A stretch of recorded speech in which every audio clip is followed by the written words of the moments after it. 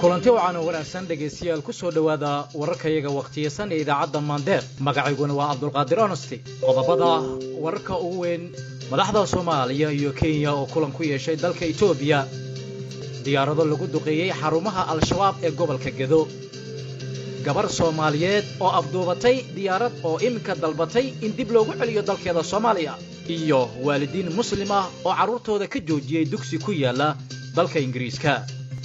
akhbaaraadka dibaddana waxaa ka mid ah Kuuriyada Waqooyi oo dib u bilowday farsamaynta gantaaladeeda dadka reer Algeria oo diidan madaxweynahooda iminka talada haya inuu mar kale jagada qabto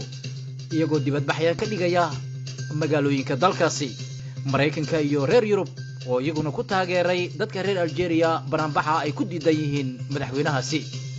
qodobadan iyo kuwa kale oo aad u fara badan oo aad dhawaan maqli doontaan waxaa faahfaahinaya anigoo warka tabinaya oo Cabdulqaadir Honesty ah haasaatee aan ku horeeyo wararka ka imaanaya dalka Itoobiya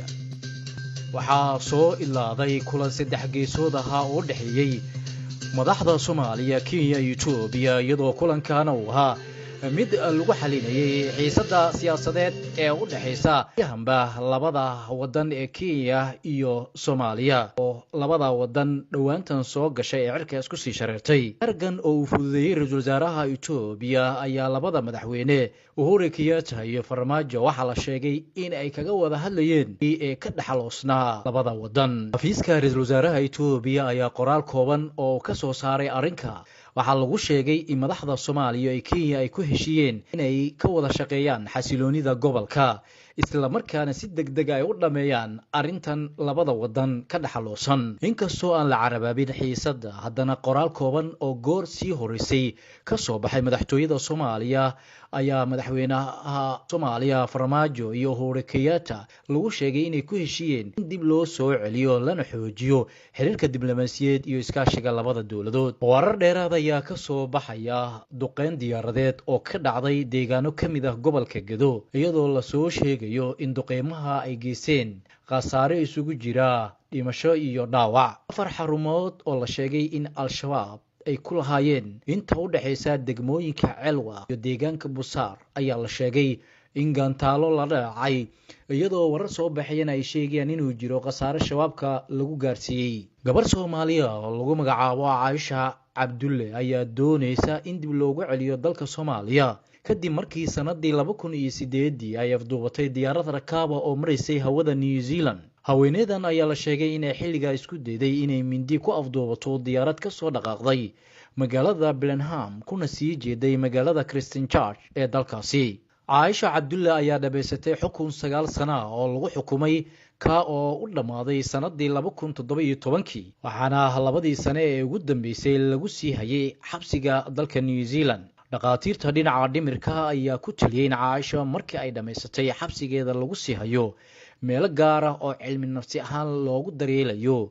maadaama la sheegay inay dhibaato badan la kulantay loona maleynayo inay sida diyaaradda u afduubatay waalidiin xanaaqsan ayaa ka joojiyay carruurtooda inay u diraan iskuulada Barkfield Community ee magaalada Birmingham ee dalka Ingiriiska iyadoona taa ay u wacan tahay kadib markii dawladda Ingiriiska ay soo rogtay in laga dhaqan geliyo iskuulada wadankaasi barashada arrimo la xiriira galmada dadka isku sinjiga qofkuna dooran karo lab iyo dhid qofka uu noqonayo lamaanihiisa Maxamed Aadan oo degan magaalada Birmingham oo warbaahinta la hadlay ayaa waxa uu sheegay in arday aad u tiro badan oo gaaray 600 laga saaray iminka isagoona uu sheegay in ay socoto dacwad u dhaxaysa maamulka iskuulka iyo waalidiinta ardayda carruurta iskuulkan laga joojiyay da'dooda waxay u dhaxaysaa 4 sano ilaa 11 sano jir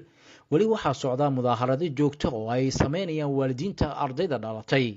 dhashay kuwa oo dalbanaya xuquuqda ay u leeyihiin in la dhageysto rabitaankooda iyo kan carruurtooda oo ah in laga joojiyo dhaqan gelinta sharcigan iskuulada ay dhigtaan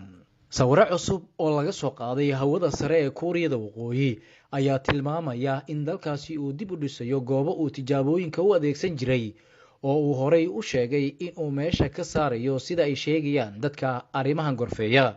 sawiradan ayaa la qaaday 2 maalmood kadib markii uu dhamaaday kulankii ay yeesheen hogaamiyaha Mareykanka iyo kan Kuuriyada Waqooyi ka oo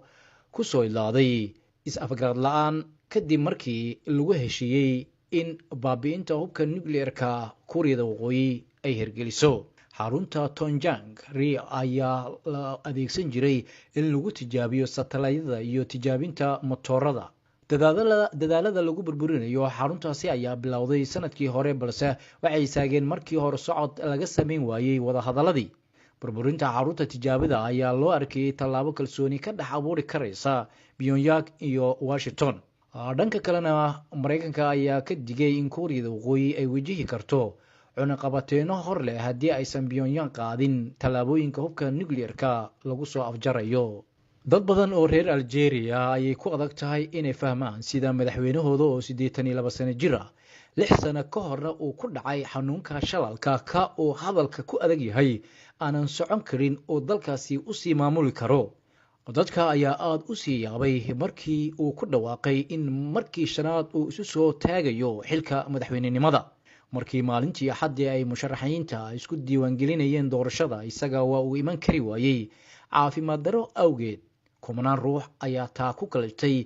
in ay dariiqada isugu soo baxaan kana bannaan baxaan musharaxnimadiisa maraykanka iyo midowda yurub ayaa dadka reer algeria ee arrimahan iyagu ay ku diidan yihiin markii shanaad in madaxweynahooda uu isku soo sharaxo isagoo uu la liito cudurka shalalka ay ku taageerayaan dadka reer algeria